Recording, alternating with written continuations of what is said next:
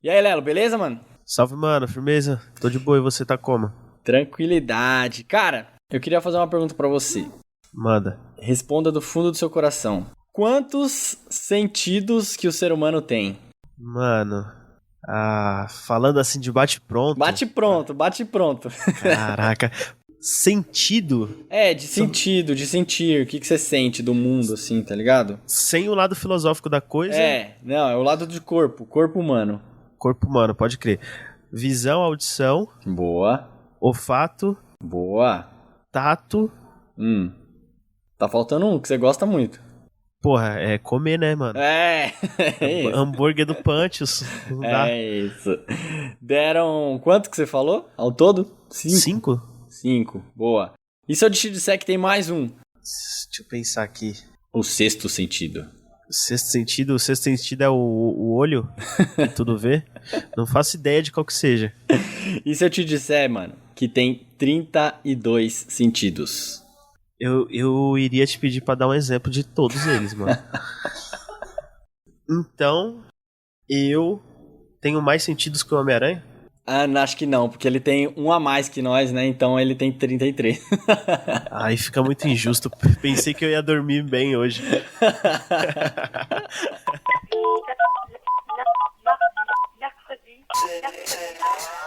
Alô? Planeta Terra!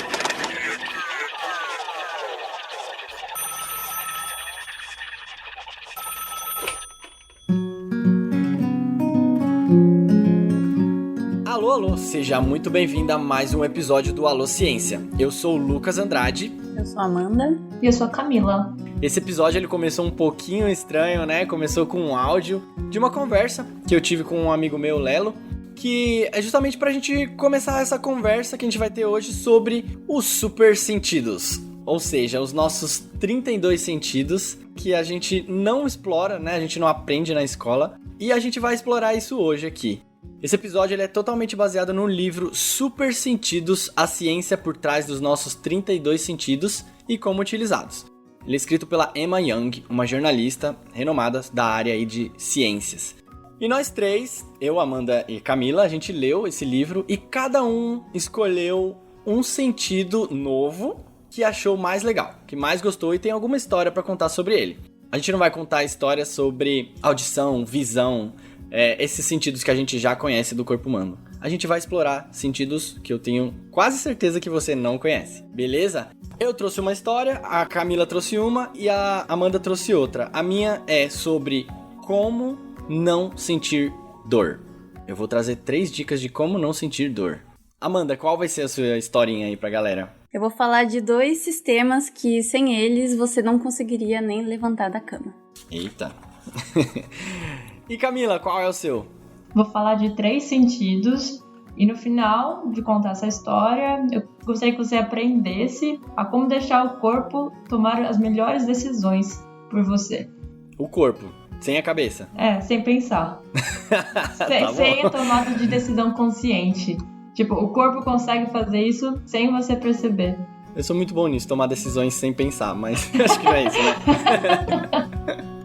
E só um spoiler, no final do episódio a gente vai liberar um código de cupom para você conseguir desconto na compra desse livro Super Sentidos, beleza?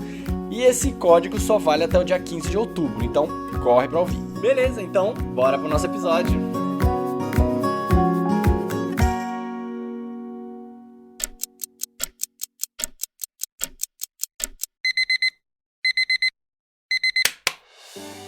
Hoje de manhã, precisei me arrastar para fora da minha cama quentinha. Eu estava um pouco ansiosa porque tinha uma ligação de trabalho difícil para fazer às 9.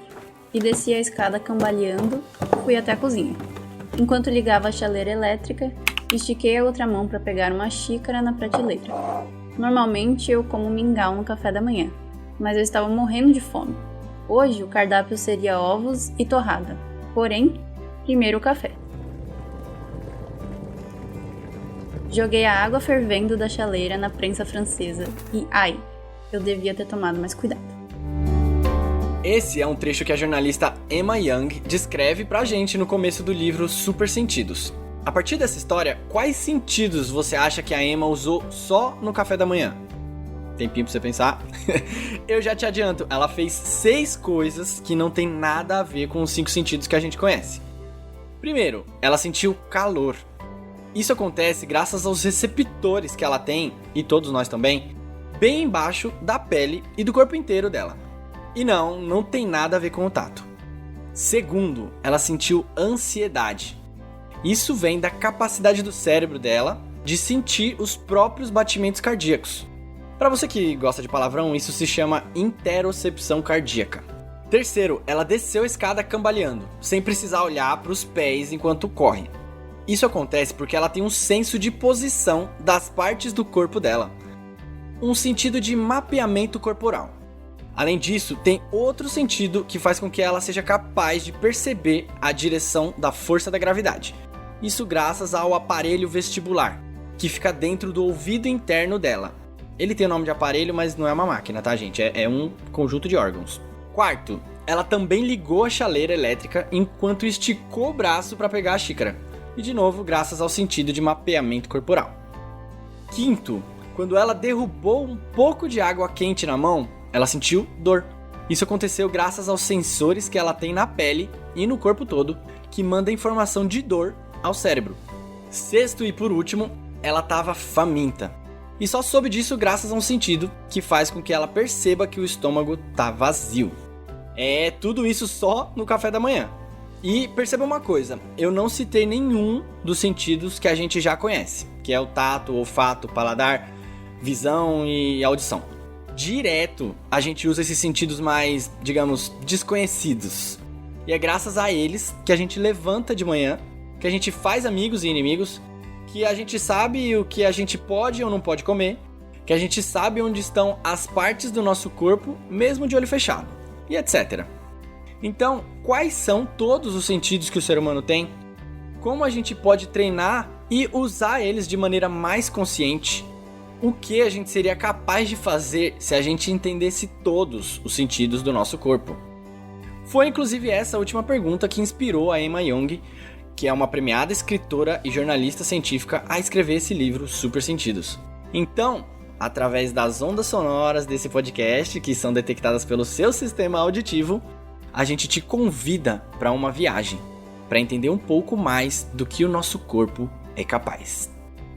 Então vamos começar a nossa discussão agora, mas antes de cada um apresentar a sua historinha, como a gente combinou, eu queria botar uma pergunta aqui em questão, que é: se a gente tem 32 sentidos, ao longo desse livro ela explica, por que a gente só conhece 5? Por que a gente só aprende 5 na escola e, enfim, não é divulgado esses outros sentidos, sabe?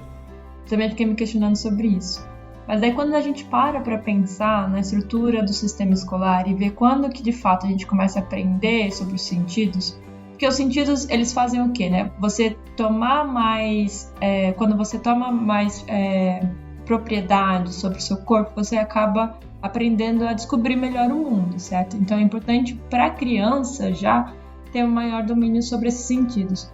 Então a gente começa a aprender sobre os sentidos, tipo, muito novinho. Então, não sei exatamente em que idade, mas seria, sei lá, eu estaria para a escola que a gente já começa a falar sobre visão, audição, paladar e a trabalhar essas sensações nas crianças. E nessa idade, eu imagino que seja mais fácil de você associar poucos sentidos para a criança e associar cada sentido a um órgão específico. Então, tipo, você não vai querer colocar termos muito complexos para a criança, né? Então, não sei até que ponto seria vantajoso apresentar outros sentidos, sendo que a criança não necessariamente vai ter domínio sobre esses outros sentidos. Eu acho que é mais por uma questão de facilidade. Eu tenho uma objeção que você falou aí, porque, beleza, eu acho que é mais fácil ensinar, né? Tipo assim, cada órgão cada órgão visível está associado a um desses 5 sentidos, né? Então, olho, visão, nariz, olfato, língua, paladar e assim por diante. Mas isso não impede as crianças de sentirem os outros sentidos, tá ligado? Uma coisa que inclusive eu acho que a Amanda vai falar na historinha dela, que a gente tem esse sentido de equilíbrio. E esse sentido de equilíbrio, como que é uma maneira muito eficaz de treinar ele? É brincar. É gira-gira, é você escalar, é você correr, é escorregador. Isso as crianças fazem. Então eu acho que, beleza, é mais difícil entender, mas é importante as crianças saberem que eles existem, sabe? Eu não discordo de você. Né? O que a autora traz no livro, ela apresenta que esses são os 5 sentidos que foram propostos pelo filósofo Aristóteles, e é um modelo que dura muitos e muitos anos, né? Essa afirmação dele de que são os únicos 5 sentidos que existem foi feita por volta de 335 a.C. E tá até hoje, né? Faz tempo. Faz tempo. Como a Camila falou, tem essa relação entre os órgãos e a experiência, né, do sentido, então é algo que a gente consegue associar facilmente. Ela até cita que uma criança de 4 anos sabe indicar facilmente qual é o órgão que ela usa para visão, que ela usa para audição. E uma outra coisa que ela traz também é que os outros sentidos, como é uma coisa difícil de delimitar, de individualizar, talvez por isso também tenha essa resistência a ser passado adiante, né? Por exemplo, os 2 sentidos que eu escolhi falar, eu escolhi 2 porque os 2 são altamente conectados. Eu não consigo dizer que um tá agindo e o outro não. Então, essa também é uma motivação do modelo persistir. Inclusive o paladar mesmo, ele é um sentido que a gente trata como 1, mas a autora traz ele como 5. Ele tá dividido em salgado, doce, amargo, azedo e umami. Cada um deles tem uma maneira de ser percebido dentro dos nossos receptores. E a gente na escola é tratado como um único sentido, o paladar. Mas na verdade são 5 aí dentro. Uma outra motivação que a autora trouxe para esse modelo persistir tanto é também a forma como o Ocidente olha para as outras culturas, né? Eu acho isso bem interessante, Amanda, isso que você falou. Porque existem outras culturas no mundo que elas já trabalham isso, tem essas percepções, tem percepções e sentidos diferentes, mais aguçadas, ou elas são melhores trabalhadas. E isso não acontece no Ocidente. Isso porque Aristóteles era um cara europeu, da Grécia, e a gente, no Ocidente, acaba seguindo muito as regras da Europa. Continua com essa visão colonialista mesmo na estrutura escolar. E a gente acaba seguindo esse padrão meio que velho. Então, isso não acontece só para esse sentido. Por exemplo, a gente poderia discutir a estrutura da escola e a atualização do currículo escolar de várias formas, né? Tem várias coisas que já estão muito ultrapassadas que a gente continua aprendendo no ensino fundamental e médio. Tem até um exemplo que a autora traz, que é de um povo chamado Anlo-Ewe, que vive no sudeste da Gana, do país de Gana, que eles entendem que existem mais 2 sentidos, além desses 5 que a gente estuda aí. Um deles é associado ao movimento, sensibilidade e localização dos membros. Ela dá até o nome, mas... Bom, vou tentar ler. Aziclisiclis é o nome desse sentido. Perdão pelo meu eue. E o outro é um sentido de equilíbrio, que também tem um palavrão, é Ageba Dodo, o nome desse sentido. Então, eles já têm 2 sentidos, aí eles já percebem, eles admitem que existem outros 2 sentidos, só que a gente, por ter essa coisa voltada, mas não, Aristóteles falou que tem 5, mano, então, né, a gente acaba dando muita moral para o que o europeu diz, né, e não dá uma pluralidade cultural para os nossos sentidos. Quanto dos nossos sentidos que a gente não tá perdendo ao deixar de ouvir outras culturas, a deixar de estudar outras culturas, né? Não dá pra diminuir o feito de Aristóteles, né? Sim. Pensar esses 5 sentidos e os órgãos correspondentes, digamos assim, naquela época. Exato. Mas os estudos estão acontecendo, a gente tem mais informações e a gente tá falando aqui de reconhecer e não invisibilizar as outras fontes de conhecimento. Porque senão quem acaba perdendo experiências sensoriais é a gente, né? E acho que outro motivo pra gente não conhecer todos os sentidos é que ainda a ciência não tem uma maneira exata de delimitar esses sentidos. Assim, o que a gente vai apresentar aqui são esses 32 sentidos, mas ainda existe uma certa discussão no meio acadêmico sobre isso, beleza? Então fica aí a dica pra você que é educador, educadora, ensine aos seus alunos os sentidos também, além desses 5. O corpo ele é tão incrível e elas merecem saber. E para você que não é educador também é essencial a gente entender como a gente reage ao mundo interior e exterior. A autora ela até diz, para saber o que significa ser humano, precisamos saber do que somos capazes. Então você, ouvinte, entenda essa máquina que você opera todos os dias.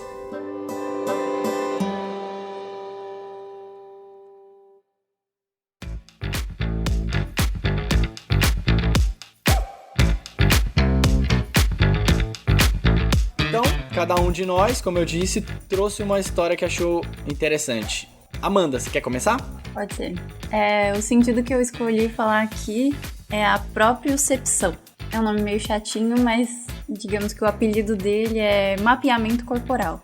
Porque é basicamente isso, é um sentido que dá as informações sobre a localização dos nossos membros. Então, por exemplo, onde fica meu braço, onde fica minha perna. Parece algo meio banal, né? Mas é banal porque tá o tempo todo ali. A posição das nossas partes do corpo, né? Como eu sei que a minha mão tá à frente do meu rosto, acima da minha cabeça ou abaixo dos meus ombros. E também sobre a nossa postura. Como que a gente sabe onde tá nosso corpo? Vai, imagina que eu tô num escuro total, não dá pra ver um palmo na frente dos olhos, e alguém pega minha mão, sei lá, e essa pessoa ela movimenta minha mão pra onde ela quiser. Ainda assim eu vou saber onde está minha mão. Como que eu sei disso? É por causa do tato? Não é por causa do tato, é por causa de outros receptores que a gente tem nos músculos, tendões, nos ligamentos, que vão responder a esses estímulos físicos, né? Eu gostei desse sentido, porque como eu falei, é um sentido que tá sempre ali, tá sempre presente, talvez a gente que não esteja prestando atenção, mas quando eu fui lendo mais no livro, eu fiquei tentando relacionar com a minha vida, né? Eu jogava basquete na faculdade, não significa que eu era boa, e agora eu posso botar a culpa na própria percepção. Eu não tinha muita noção de onde estavam as partes do meu corpo, quando eu errava ali a recepção da bola, posso culpar os meus receptores. Pô, acho já é legal a gente saber que existe um receptor só pra isso, porque a gente se sente mais motivado a fazer esporte, por exemplo. Uma coisa que eu me arrependo muito da faculdade é eu não ter explorado o centro esportivo. E hoje eu vejo que é muito mais do que, eu vou lá pra me divertir e jogar um jogo. Não, eu tô treinando um sentido meu, sabe? Um sentido onde tá meu... Um deles é esse, né? Onde tá meu corpo. Uhum. E hoje faz falta bastante. Hoje eu sinto que eu sou bem desengonçado, porque eu não fiz tantos esportes na minha vida. No livro tem até um exemplo, né? Que a autora diz como que você aprendeu a pegar uma bola.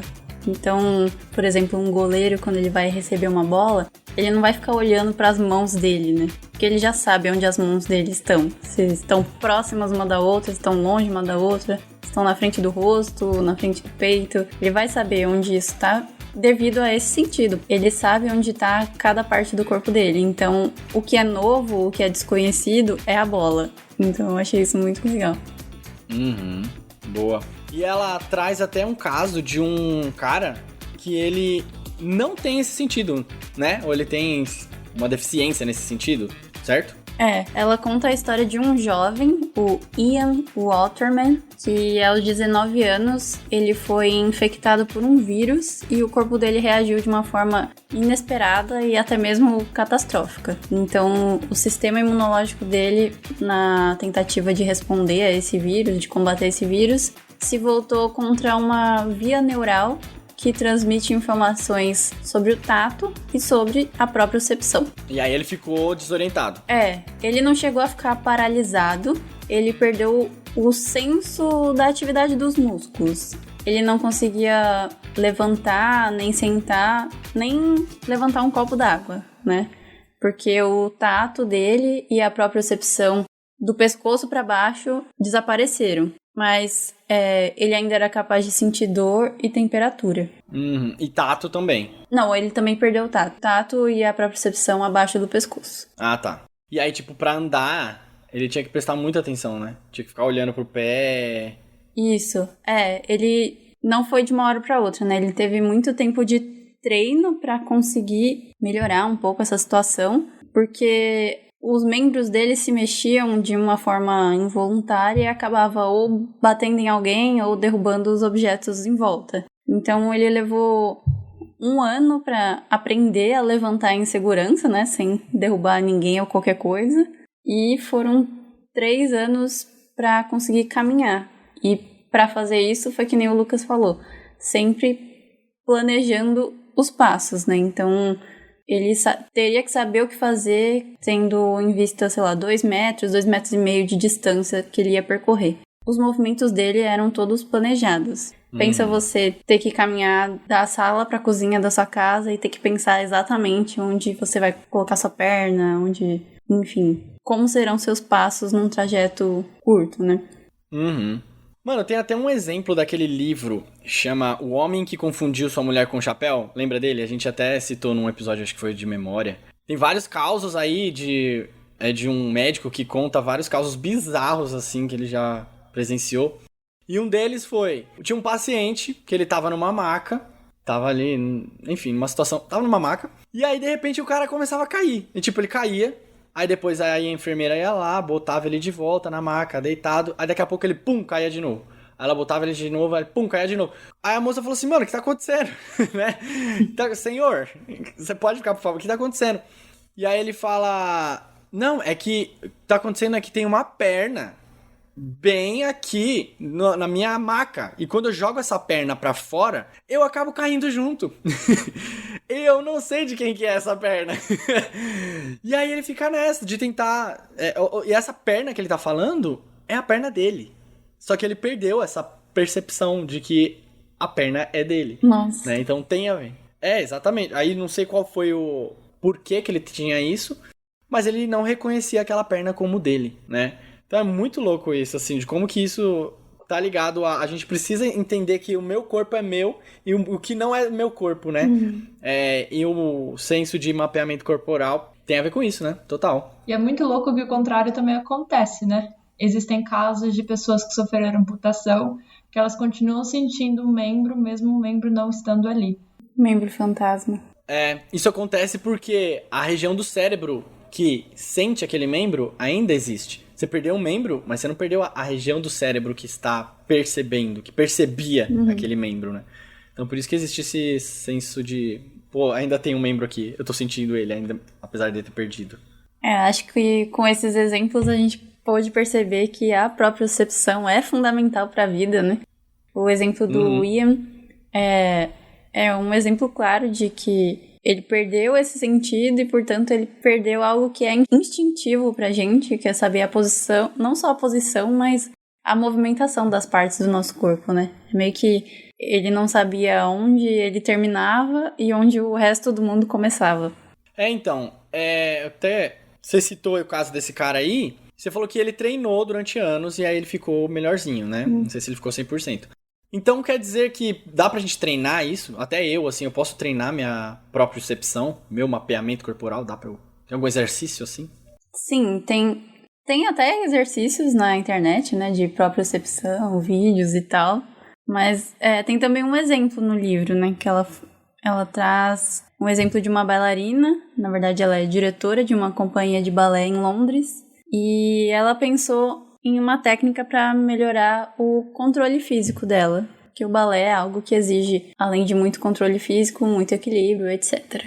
E essa bailarina e professora de balé é a Yoko Ishino, e a técnica que ela criou, ela se inspirou em uma bailarina cubana que perdeu a visão aos 20 anos, e mesmo assim continuava fazendo apresentações de alto nível, tanto é que ela tem o título de bailarina excepcional. Mesmo cega. Ela parcialmente cega, né? Ela ficou parcialmente cega e perdeu a visão periférica. E aí a Yoko se inspirou nela e começou a aplicar a seguinte técnica. Ela começava a andar dentro do apartamento dela de olhos fechados. Era um exercício dela saber se localizar, saber onde que o corpo dela encostava ou não dentro do próprio apartamento. E aí ela chegou à conclusão que ela dependia muito da visão e que ela precisava explorar os outros sentidos. Então, para além do apartamento, ela passou a adotar isso nos treinamentos dela como bailarina e também no dos seus alunos. Então, nas aulas que ela dá de balé, a sala de balé normalmente é aquela sala cheia de espelhos, né? Espelhos grandes. E na aula dela é diferente. Ela cobre os espelhos com uma cortina grande. E o objetivo é que os alunos sintam os movimentos. Então, eles não estão vendo o que eles estão fazendo, eles estão sentindo o que eles estão fazendo. E esse é um treino bem desafiador, mas, segundo os próprios alunos, é algo que dá bastante resultado no seu desenvolvimento no balé. E aí, para os adultos que não praticam balé, né, por exemplo, a gente, uma forma de treinar é algo que as crianças gostam, né, que as crianças adoram, que é brincar, fazer exercícios, subir em árvores, escadas, pular obstáculos. E tudo isso já é uma forma de treinar esse sentido e explorá-lo de uma forma melhor.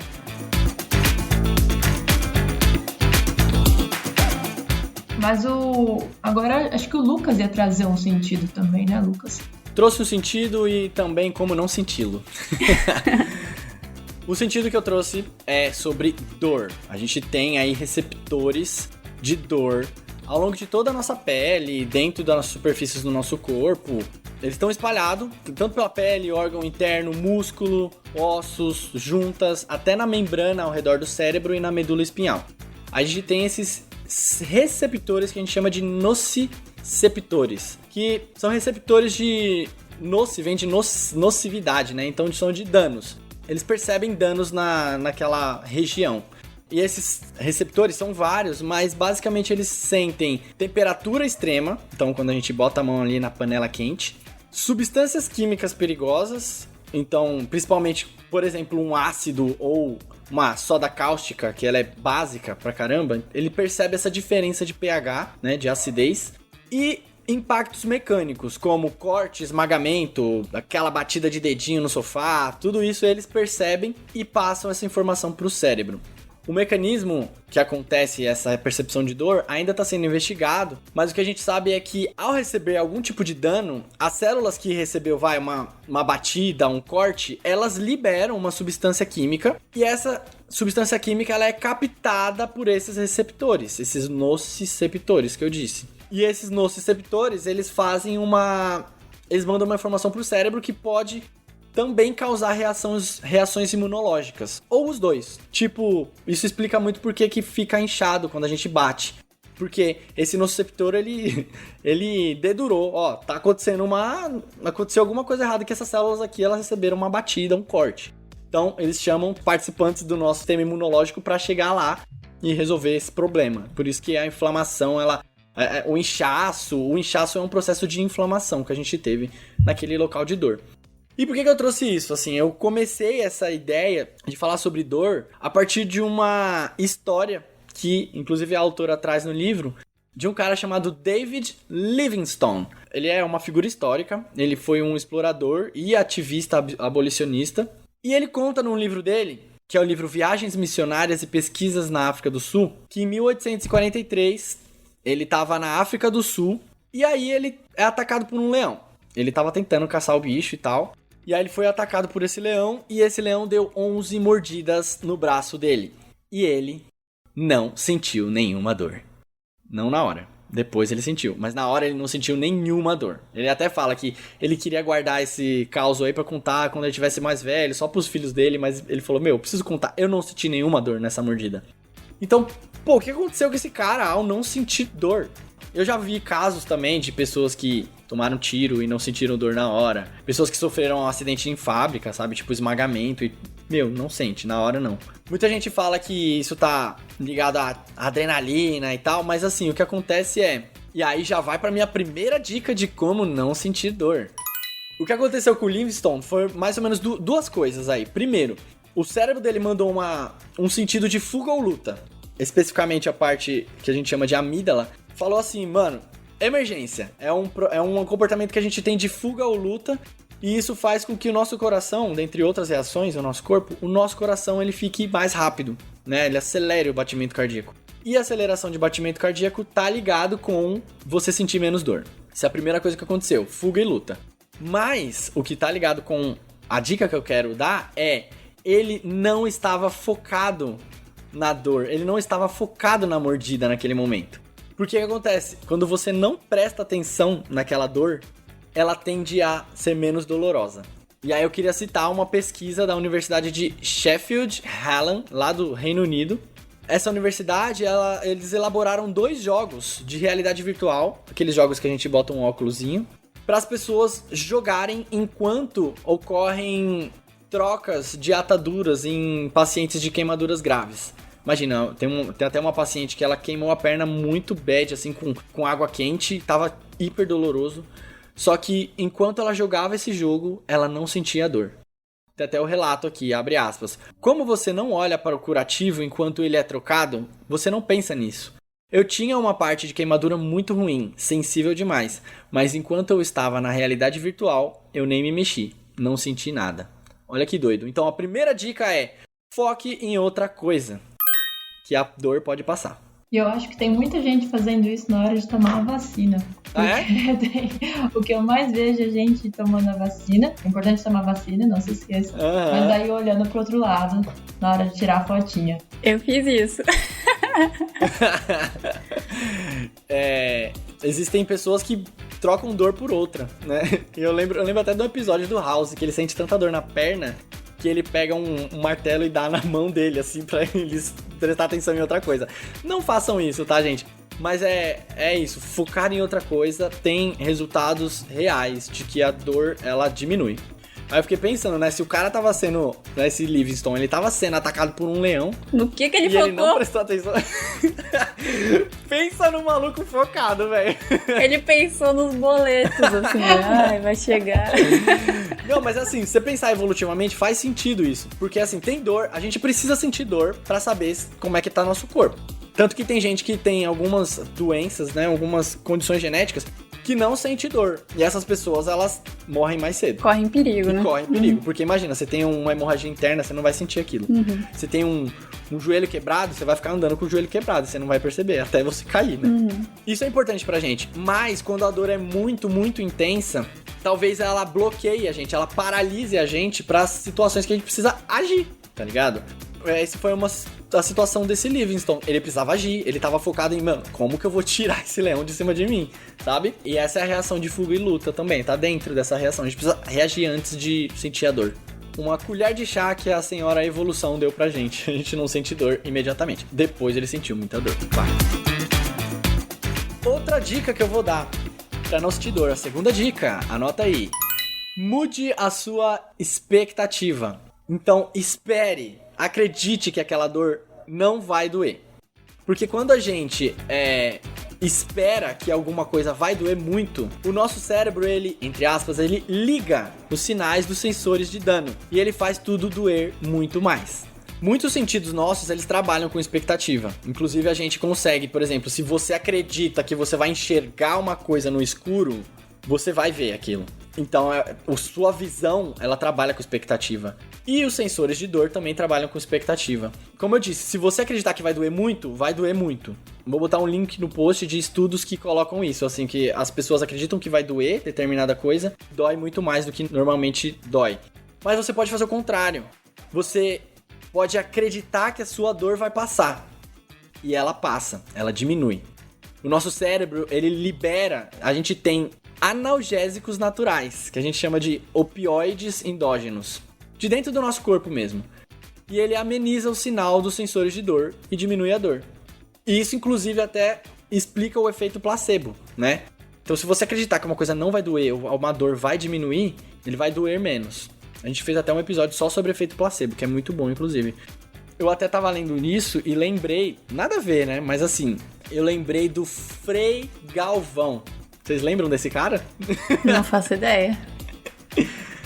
Ó, mas pra quem não conhece, um pouquinho de religião aí pra vocês. Frei Galvão é o primeiro santo do Brasil. Brasil!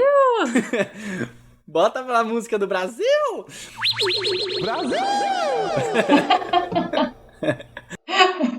Primeiro santo do Brasil. Ele é um cara que viveu nos anos 1739, em Guaratinguetá, e ele fez um milagre, abre aspas, que é o seguinte: apareceu um cara com pedras nos rins, e aí o cara tava doendo muito. Pô, padre, socorro aí, pô, tá doendo muito, dá um salve. Aí ele foi lá e escreveu um bilhetinho em latim e falou pro cara engolir aquele bilhete. É verdade esse bilhete. Falou pro cara engolir aquele bilhete. O cara engoliu o bilhete e no outro dia as pedras nos rins saíram. Aí no outro episódio, uma mulher que tava com, como se diz, o filho... Tava em trabalho de parto, mas a criança não tava na posição correta pra sair? Exatamente, ela tava com trabalho de parto que tava há muito tempo ali, né? Pô, será que a criança vai conseguir sair ou não e tal? E aí o Frei Galvão, ele lembrou dessa mesma coisa, desse mesmo bilhetinho, escreveu o mesmo bilhete e falou pra mulher engolir. No outro dia, o parto ocorreu normal. E hoje, até hoje, ele foi canonizado, ele é considerado santo, e até hoje muitas igrejas fazem pílulas com bilhetes pra amenizar dor, pra amenizar doenças e por aí vai. Trabalhando com esse efeito placebo. Ou seja, a pessoa ela toma aquela pílula acreditando que a dor dela vai passar. E tá explicado por que a dor passa quando a gente acredita. A gente tem esses analgésicos naturais e se a gente acreditar que a dor vai passar, ela pode diminuir. É muito louco isso, né? Tipo, como que a ciência tá junto com a fé, como que nosso corpo, ele tá trabalhando com... Eu tô chamando aqui de expectativa, mas muitas pessoas chamam isso de fé, né? Tipo, acreditar. Uhum. Muito louco isso. Essa é a segunda dica. Mude a sua expectativa. Acredite que sua dor vai passar. Parece bem coach. Mas rola. Não, acontece. O link tá no post aí. Inclusive, a gente tem um episódio só sobre placebo, se quiser saber mais, né? Exatamente. E por último, terceira dica de como aliviar a sua dor. Fale um palavrão. Fale um palavrão. Não, pode parecer besteira, mas é real. Tem um estudo da Universidade de Kiel, no Reino Unido, que eles fizeram assim, juntaram vários voluntários e os voluntários tinham que enfiar a mão numa água congelante de 5 graus pelo máximo tempo possível que eles podiam colocar. Fica aí o máximo possível. Só que ele dividiu essa galera em 2 grupos. Um desses grupos poderia repetir algum palavrão que ele escolheria durante esse processo. Metade dessa galera podia enfiar a mão dentro da água e ficar falando, sei lá, merda, merda, merda, merda, merda. E o outro grupo enfiava a mão nessa água e falava uma palavra neutra. Eu não sei que palavra, eu procurei no paper e eu não achei as palavras que eles falaram, mas o que é uma palavra neutra, né? Enfim. E aí ficava repetindo essa palavra neutra. O grupo que falou palavrão, ele sentiu menos dor. Ele relatou sentir menos dor. Quando ele terminou esse processo, eles tinham que fazer um questionário. E eles relataram que sentiram menos dor. E não só isso. Eles ficaram mais tempo com a mão dentro da água. Os homens ficaram 44 segundos a mais e as mulheres ficaram 37 segundos a mais, quando comparado com o grupo que só falou palavras neutras. E além disso, o batimento cardíaco deles também estava diferente das pessoas que não falaram palavrão. Tava mais alto o batimento cardíaco. Então, de fato, assim, falar palavrão... ele faz com que você suporte melhor aquela dor. Então não tem problema, quando você bate o dedinho ali no pé do sofá, pode xingar, tá liberado, a gente entende, beleza? Esse estudo ele foi feito também em outras línguas. Ele foi feito com falantes de japonês e deu o mesmo resultado, né? Porque a língua ela tem diferenças ali e também tem a questão cultural, que no Japão é muito menos aceitável você falar palavrão quando você sente uma dor. Como eu disse, esse primeiro estudo ele foi feito no Reino Unido, então dá pra comparar, e isso é a beleza da ciência, você pode comparar com você replicar isso em outros contextos. Então, de fato, por enquanto, palavrão, ele diminui a dor. E só explicando por quê, isso ocorre talvez porque o cérebro ativa o sinal de perigo, de fuga ou luta. Aquele mesmo sinal que o Livingstone sentiu quando ele foi atacado pelo leão. Então pode ser que o palavrão tenha esse efeito dentro da gente. Então, falar palavrão... tá liberado. Será que o Livingstone falou muito palavrão enquanto estava sendo atacado? Eu falaria. Beleza, eu ia citar outras coisas, mas fica para um próximo episódio. Se você quer mais dicas de como não sentir dor, avisa a gente que a gente faz um episódio só sobre isso. É muita coisa. Camila, agora é sua vez. Qual sentido curioso que você trouxe pra gente? Eu trouxe 3 sentidos, são percepção de sinais internos, fome e sede, mas eu chamaria carinhosamente de como aprender a deixar o seu corpo tomar as melhores decisões por você. Tô curioso. E eu trouxe esses sentidos basicamente porque eles são percepções que eu tenho trabalhado em mim e que agora, depois de ler o livro, eles fazem muito mais sentido na minha vida. Então, o primeiro deles é tratado no livro como percepção de sinais internos ou interocepção. Mas quais sinais seriam esses? Bem, para explicar isso, eu quero saber de vocês, e também o ouvinte pode pensar nisso, se você já sentiu aquele friozinho na barriga. Todo instante. Hoje, inclusive. Já. Toda vez que eu tinha que apresentar um trabalho na faculdade. Apresentar trabalho na faculdade, quando, Lucas? Quando uma galera golpista quis fazer manifestação na rua, a favor do governo. Olha, sinal de ameaça. Tipo isso. E falando por mim, eu já senti sim.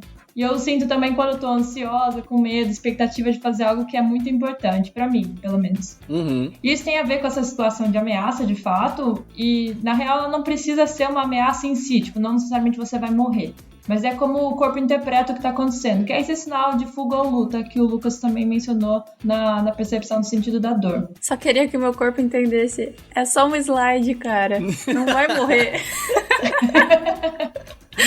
Mas não é bem assim. Exato, não é algo que você consegue controlar. E isso porque nessas situações a amígdala aciona o hipotálamo, então são duas regiões do nosso cérebro, e o hipotálamo ele aumenta os batimentos cardíacos e a quantidade de suor que você vai produzir. E com isso o sangue é desviado do intestino com esse aumento dos batimentos cardíacos. E aí, nesse mesmo instante, o hormônio adrenalina é liberado, ele relaxa a parte dos músculos do intestino, e isso causa aquela sensação de frio na barriga. Por isso você tem esse formigamento, essa sensação de geladinho, meio que porque você perde um pouco, o sangue é desviado do intestino para outras partes do corpo. Ou seja, ele tá meio que ativando o seu corpo pra, de fato, fugir, correr. O intestino, ele fica mais largo? Não, ele fica menos irrigado, pelo que eu entendo. É. Tá. Não é hora de você ir no banheiro, por exemplo. Segura e vai embora. Fecha o trem e vai embora. Você tem algo mais importante pra fazer. Aham. E o mais curioso de tudo isso é que isso acontece de forma inconsciente. Ou seja, se você for uma pessoa que tem uma boa percepção desses sinais corporais internos, é possível que você tenha uma melhor capacidade de aprendizado implícito. O que isso significa? Por exemplo, se você já teve aquela sensação de pressentimento, de que você deveria fazer algo em determinado momento, ou de que era a hora certa de tomar uma decisão, de fazer um comentário importante em uma reunião. Pois é, se você já teve isso, é sinal de que você consegue perceber alguns desses seus sinais internos. Teve um estudo da Universidade de Sussex, em 2016, com acionistas da Bolsa de Valores de Londres, que descobriu que o nível de percepção interna deles estava relacionado com a quantidade de dinheiro que eles ganhavam. Isso porque, inconscientemente, a amígdala já tinha aprendido quais eram os melhores momentos para vender ou para comprar uma ação. Ou seja, quais eram as situações de sucesso ou de fracasso que aquele acionista teria se ele tomasse a decisão naquele instante. Ou seja, conscientemente, ele não sabia. Ele poderia saber mais ou menos o que estava acontecendo, mas ele tomava a decisão de pronto, meio que porque o corpo já aprendia que aquele era o momento certo de tomar determinada decisão. Mas ele não estava totalmente consciente daquela ação. Então é como se fosse uma intuição. Uma intuição, exato. Ele trata nesse capítulo exatamente como uma intuição. E teve um outro exemplo que ela trouxe nesse capítulo, que era era um jogo muito difícil e as regras não eram ditas para os jogadores. Então os voluntários foram expostos a um jogo muito difícil, as regras não foram explícitas e eles iam meio que jogando e a quantidade de acertos e erros eram computadas de acordo com experiência durante o jogo. Depois de terminado o jogo, mesmo os jogadores que tiveram sucesso durante o jogo, tiveram ganharam vários pontos durante o jogo, eles não souberam explicar as regras do jogo, mas eles fizeram pontos. Isso significa que eles conseguiram, acionar, perceber quando que o corpo falava para eles agirem e tomar as decisões no momento certo. Nossa! Se você parar para prestar mais atenção no seu corpo, se você tá nervoso, se você tá suando nas mãos, se o seu batimento cardíaco aumenta, pode ser que aquela seja uma boa hora de tomar uma decisão. Então, é muito doido, pensar que seu corpo pode aprender a jogar e a vencer o jogo antes mesmo que você tome consciência das regras desse jogo. É muito doido isso. Interessante, velho. Muito interessante. E falando em percepção do corpo, Tem outros 2 sentidos que eu adorei saber mais ao ler o livro, que era fome e sede, e como os dois estão relacionados com saciedade, né? Basicamente, todo mundo sente quando é necessária a renovação de nutrientes vitais e de água dentro do corpo, e de quando que eles foram consumidos em excesso. E essa percepção não ocorre apenas em animais, mas em todos os seres vivos, isso que eu achei bem da hora. Por exemplo, as plantas têm sensores que reagem quando seus níveis de fósforo estão baixos. Assim, na ausência de fósforo, esses sensores estimulam as raízes a crescerem para os lados, se expandindo pela camada superior do solo, bem na superfície do solo, que é a região onde o fósforo tende a se acumular. Ou seja, se está faltando fósforo dentro da planta, ela mesma tem sensores que vão fazer com que essa captura, a probabilidade de captura de fósforo do ambiente aumente. Ela tem fome de fósforo, então vamos atrás de fósforo. Não sei se o nome seria necessariamente fome para as plantas. Eu não posso dizer que as plantas sentem fome. Mas é essa percepção de que falta nutriente dentro do organismo, sabe? Em humanos, e talvez em animais, agora falando, a gente já pode falar mais em fome. Em humanos, essa percepção de falta de nutrientes é muito mais complexa, pois afeta as emoções, pensamentos, comportamentos. Todo mundo conhece aquele amigo que fica puto, fica bravo quando tá com fome, irritado, chateado, ninguém quer estar perto. Eu sou o amigo. Você é amigo. Nossa, então você tá com fome sempre, né? Que ousadia. Pois é, isso é porque a pessoa tá com fome mesmo. De forma geral, a fome ela é caracterizada por dores resultantes de fortes contrações do estômago vazio. Então, dependendo de quanto tempo o estômago está vazio, esse músculo do estômago se contrai, causa dor, você sente essa dor, e isso é caracterizado como fome. Aquele barulho estranho do estômago ali. Tem 2 percepções de fome, assim, que a gente pode falar aqui agora.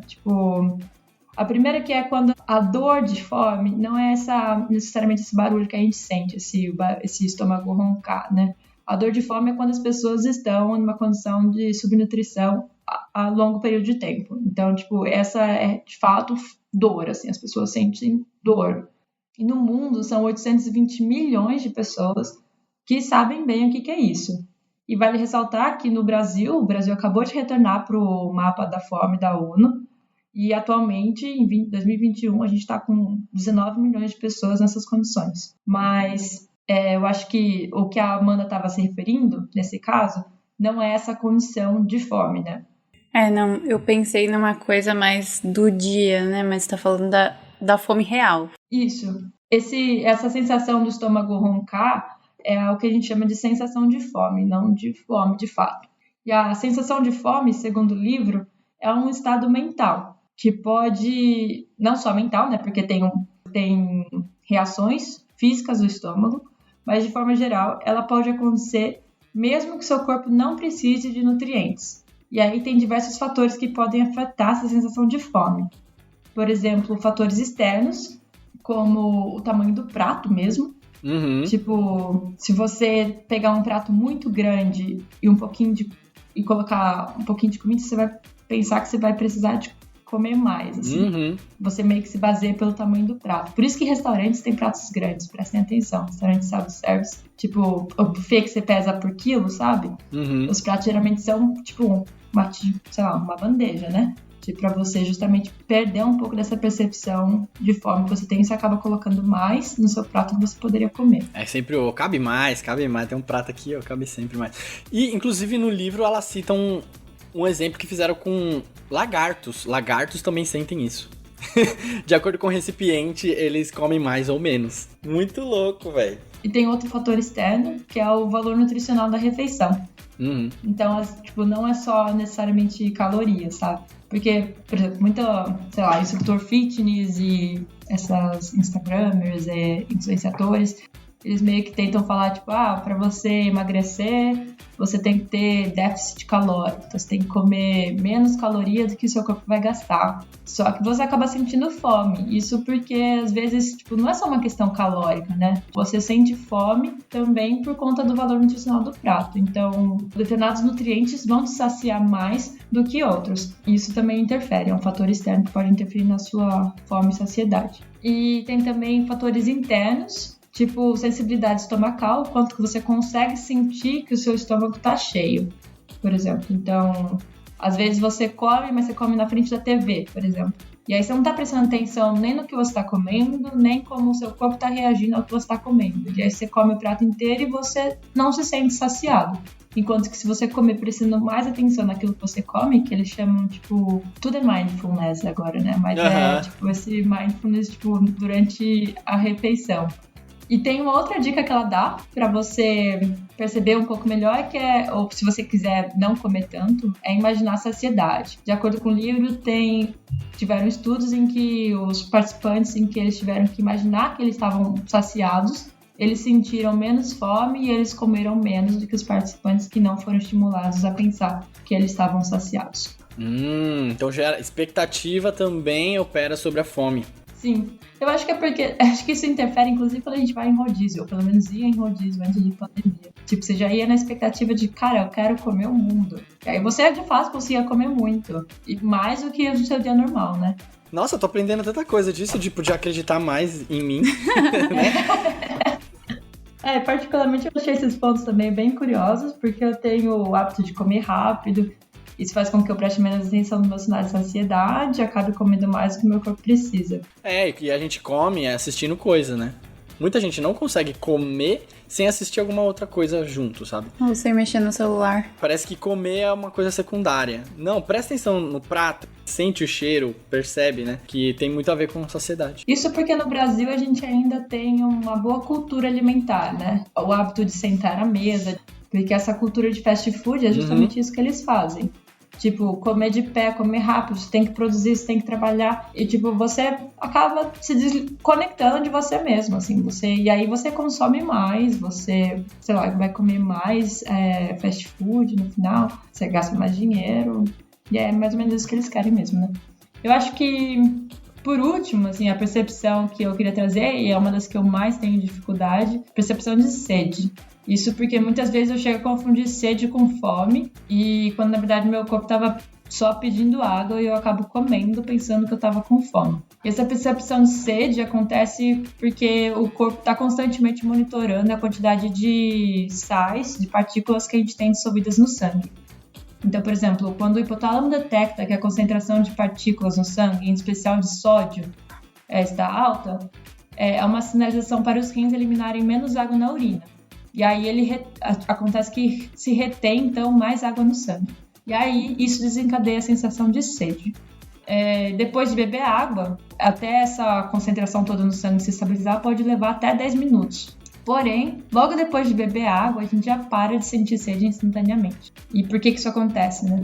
Isso foi um estudo bem recente, que eu achei interessante, porque eles trouxeram estudos bem recentes no livro, esse estudo é de 2019, mas eles descobriram que há sinais sensoriais na boca e na garganta que desligam temporariamente os neurônios de sede no hipotálamo. E aí, por isso que a gente já para de sentir sede exatamente depois que a gente bebe água. É isso, meninas, bebam água, hidratem-se.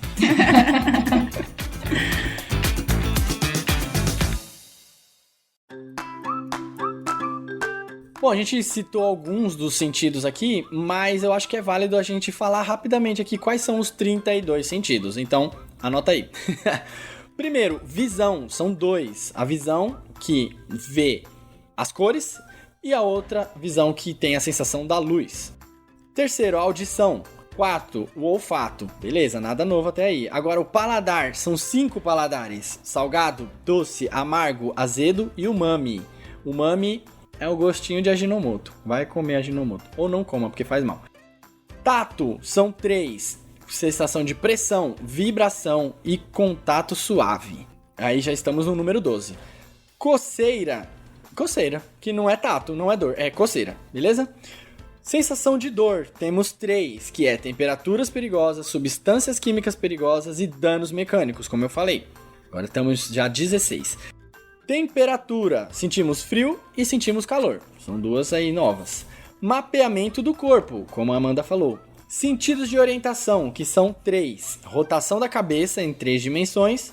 O movimento vertical, como o tipo de um elevador. E o movimento horizontal, como o de um carro. E a gente tem as sensações interiores, que a Camila falou um pouco aí.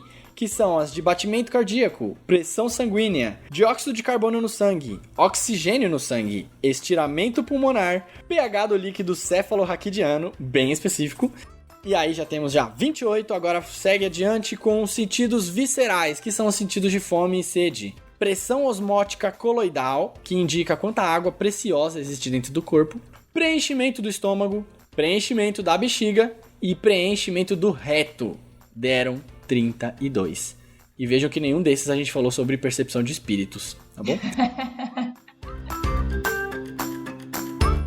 Então, só pra fechar esse episódio, eu acho que achei muito legal que a gente explorou melhor o nosso corpo e tudo isso me trouxe a sensação de que, mano, ninguém sente o mundo da mesma forma. Os nossos sentidos, eles são muito mais poderosos do que a gente imagina, isso daí me fica muito forte também.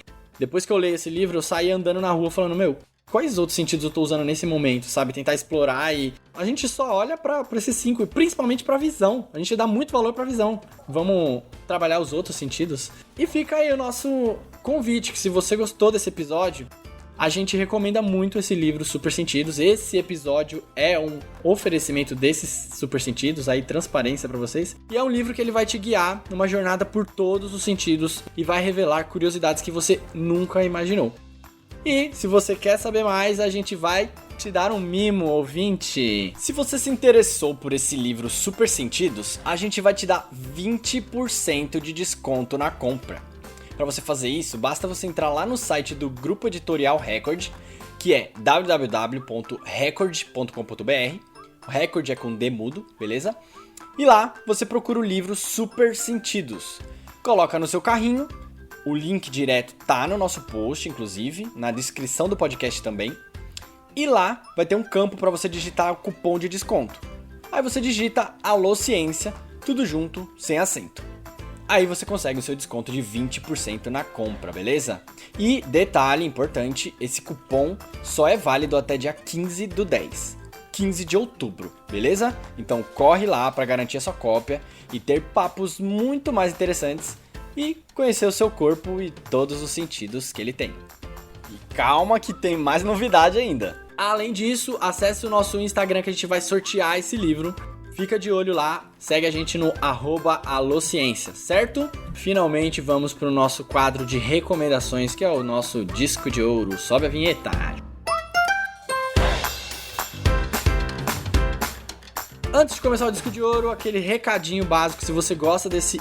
deu um maior trabalho ler esse livro, gastamos horas e horas fazendo essa pauta. Se você quer apoiar o nosso trabalho, você pode apoiar ele financeiramente através do apoia.se/alociência. Lá você pode contribuir mensalmente com o valor que você quiser. E se você quer doar uma vez só, a gente tem um Pix, que é o alociência@gmail.com. Daí, tocou na sua intuição aí, se sentiu no coração uma vontade de doar pra gente, dá pra você fazer agora através desse Pix, alociência@gmail.com.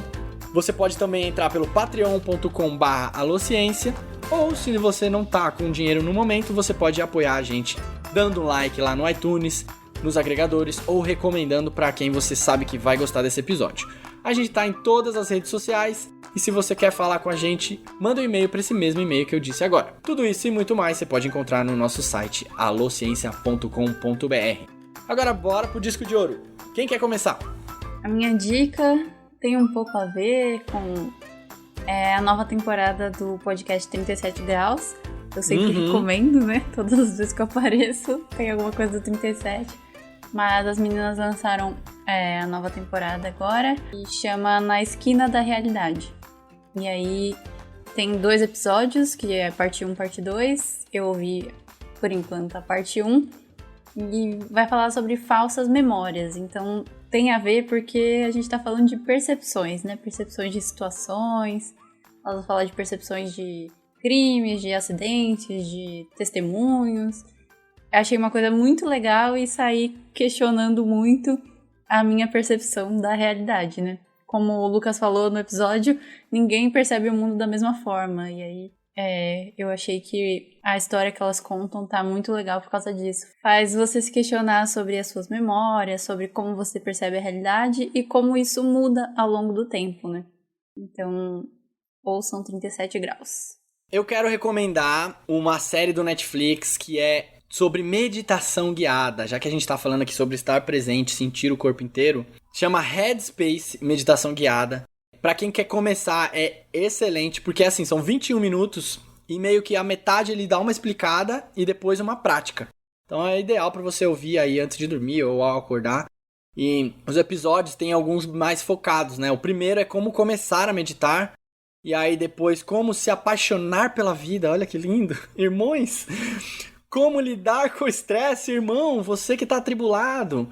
Como ser gentil, como lidar com a dor, como lidar com a raiva. Cara, eu vi esse de como lidar com o estresse num dia que eu tava bem atribulado. Meu, é incrível. E ele dá dicas de como você meditar. Esse do estresse, por exemplo, ele dá uma dica de que conforme você medita, você anota quais são os pensamentos que estão vindo pra você. E realmente, assim, meditação, eu tô até querendo propor que a gente faça um episódio sobre meditação, porque a meditação tem muito embasamento científico mesmo. Ele é um treinamento cerebral de foco, de atenção, de percepção.